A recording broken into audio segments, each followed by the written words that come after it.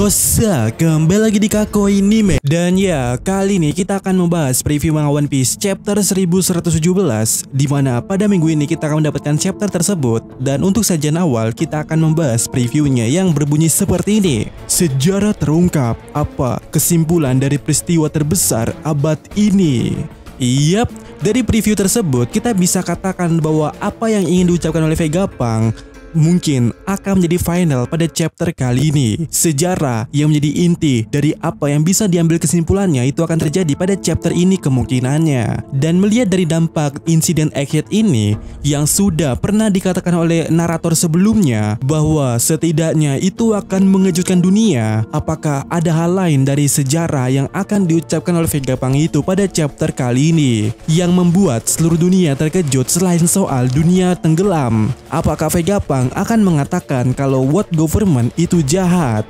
Tentu, jika kita berkaca pada chapter sebelumnya, kita tahu ya Vegapunk pernah mengatakan kalau dia sendiri tidak tahu mana yang salah ataupun yang benar dari pertarungan Joy Boy dan juga pemerintah dunia pada masa itu. Tapi di satu sisi, jika berkaca dari previewnya, maka seharusnya emang ada kesimpulan yang bisa diambil dari sejarah yang Vegapunk ceritakan itu. Maka seharusnya setidaknya ada kesimpulannya. Dan harusnya selain percaya kepada Vegapunk kalau dunia akan tenggelam, di sisi lainnya yang sama, maka mereka yaitu warga seluruh dunia atau masyarakat dunia harus percaya kalau perang di era kuno masih berlanjut. Dan mereka juga harus sadar bahwa senjata kuno itu memang ada. Dan bukti hilangnya Lulusia Kingdom juga menggambarkan dunia memaksa masyarakat dunia untuk mengambil kesimpulan tersebut. Karena semua tokoh penting mulai mencari konfirmasi atas hilangnya Lulusia tersebut, di mana itu bertujuan untuk kesimpulan dari mereka itu juga. Jadi, jika Vegapunk mengatakan kalau senjata kuno yang menghancurkan Lulusia Kingdom digunakan oleh pemerintah dunia saat ini, jelas kesimpulan yang bisa diambil oleh masyarakat itu akan jatuh untuk menuduh pemerintah dunia adalah salah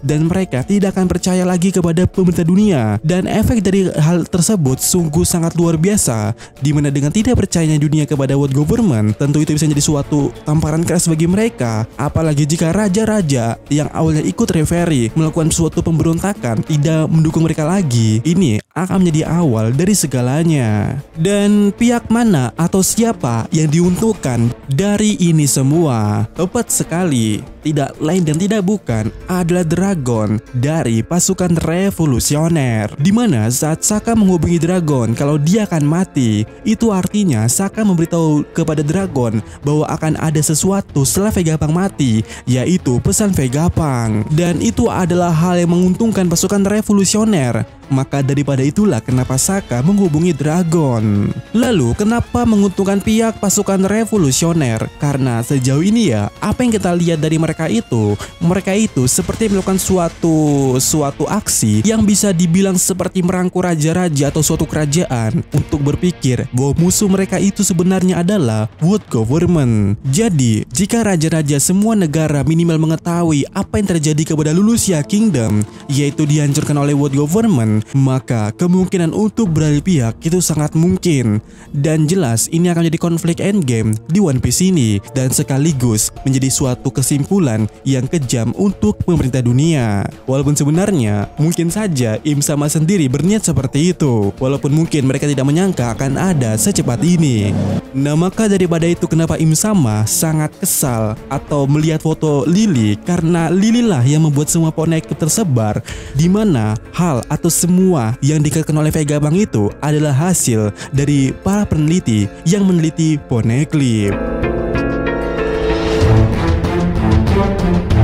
Tapi sebelum kita ke sana ya, tentu saja pada chapter kali ini harusnya menampilkan apa yang terjadi selanjutnya dari aksi yang dilakukan oleh York pada chapter sebelumnya. Bahwa setidaknya atau seminimal mungkin Gorosei akan mulai berfokus kepada robot kuno yang diduga York. Robot kuno itulah yang melindungi Dendenmushi Transponder itu yang mereka cari-cari. Namun apapun usaha dari mereka, sebenarnya kita tidak perlu khawatir. Selain karena mungkin kokohnya robot kuno, setidaknya kita sudah sudah mendapatkan jaminan dari narator sebelumnya kalau insiden Egghead ini seminimal mungkin akan menghebohkan dunia. Yang daripada hal itu atau dari hal tersebut harusnya minimal mungkin juga usaha daripada Gorosei itu akan gagal. Jadi sebenarnya yang perlu kita khawatirkan atau kita cari tahu bagaimana dan seperti apa pada chapter itu nanti adalah bagaimana cara Sanigo untuk turun ke bawah laut dengan aman.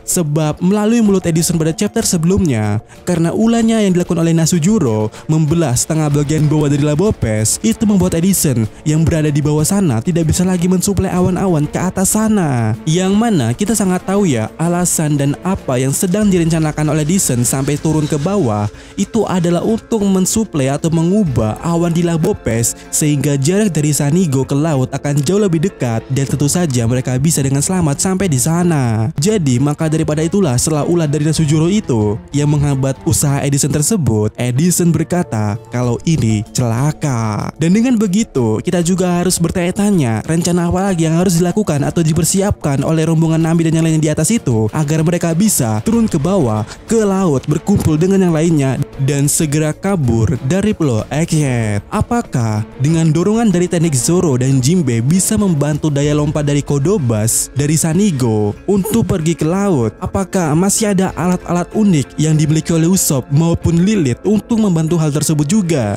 Namun yang jadi menariknya adalah hint dari Redon, dimana jika kalian lihat hint Redon ini ada seseorang Rashomon, yang mana kita sangat tahu ya Rashomon ini sangat lekat dengan Zoro alias tekniknya. Jadi jika Hinredon punya hubungan dengan bagaimana cara Sanigo untuk survive, maka Zoro akan membelah awan dengan teknik Rashomon, dimana awan-awan yang melingkar di atas Labopes akan disusun satu jalan dengan dipotong oleh Zoro, dan mungkin Usopp atau Lilith atau bahkan Nami dan juga Robin yang akan mengatur posisinya agar Sanigo bisa sampai ke laut dengan aman. Tapi jika Hinredon tidak punya hubungan dengan bagaimana Sanigo survive, maka ada sesuatu yang terjadi kepada Zoro dan Zoro harus menggunakan teknik tersebut yaitu Rashomon. Mungkinkah Zoro akan melawan Gorosei dan secara tidak langsungnya juga mungkin akan membantu Sanigo terjun bebas ke laut?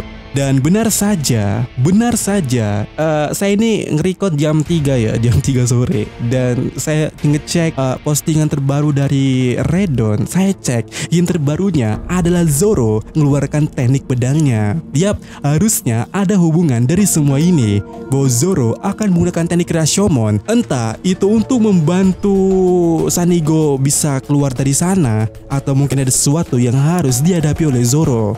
Namun bagaimana menurut kalian? Dan untuk hint lainnya seperti ini,